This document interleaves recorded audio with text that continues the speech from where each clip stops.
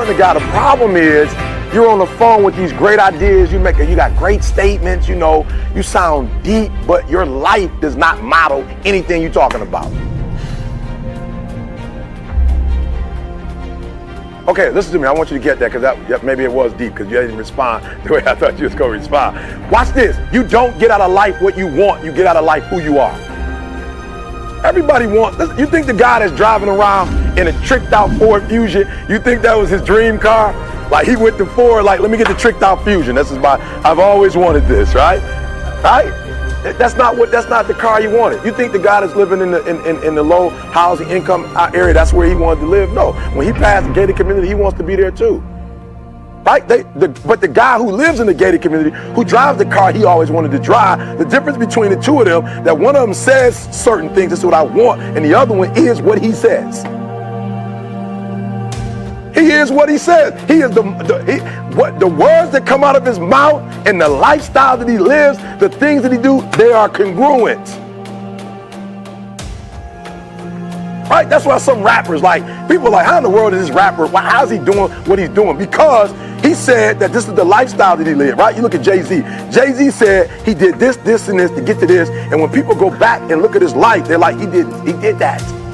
Now, there are other rappers, I won't say their names, but they got really released from the game because they claimed to live a certain lifestyle. They said they did this, and then when you did homework on them, you found out they were from the suburbs.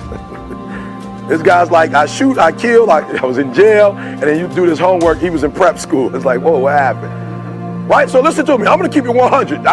The reason why people like, Eric, your confidence, why do you have so much confidence? I have so much confidence because when I talk about what I'm going to talk about, I lived it. I lived it. What gives me the right? That's what I tell all my young speakers who want to speak. I say this is the number one question you better ask yourself before you do what I do. What gives you the right to address that crowd? What gives you the right? Not if you're talented, if you can speak. What gives you the right to stand before successful people? You want to speak in the NBA. What gives you the right to talk to an athlete who represents 1% of all the athletes in the world? What gives you the right to talk to him? What gives you the right to talk to a 4-time NBA champion? What gives you the right? I need to look at your life and see how you got the right to talk to this guy. There's a lot of opportunities in this place. What gives you the right to earn them? What gives you the right? And when you can answer that question, there's nothing you can't have. What gives me the right? I was homeless. I slept in abandoned buildings, and I own a company that's $1 million. We're right here at the million mark in 2 years. What gives me the right? I'm a high school dropout who got a GED, who took 12 years to get a 4-year degree, who got his master's degree. By the way, I'm a Spartan who's working on finishing up on his PhD. What gives me the right to tell you can keep going? Because I kept going. That's what gives me the right. I ate out of garbage cans. I lived in abandoned buildings, and I'm doing what I'm doing. I'm an author. I'm an author. I have the right to tell you can do it, you can make it. Why? Because I did it. I'm not giving you something I read in the book. Like, I love it. Have you ever noticed those speakers when they speak, like, you can tell they read Stephen Covey's 7 Habits for Highly Effective People. Right? And they're like, habit 1. I'm like, how you gonna, that's Stephen Covey. Like, he has the right. What do I mean by right? Write this down. Sweat equity. Sweat equity. That means Stephen Covey has the right to tell me these 7 habits because he's went through sweat, blood, and tears to come up with those 7 habits.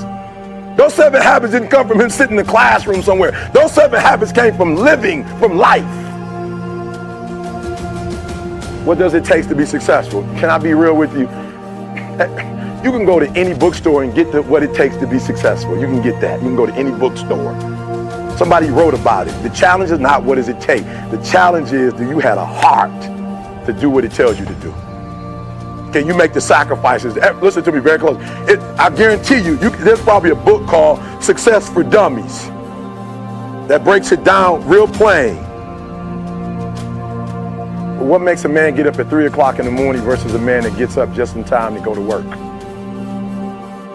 It's not that the guy that has to be to work at 7 o'clock who gets up at 6:30 to be somewhere at 7.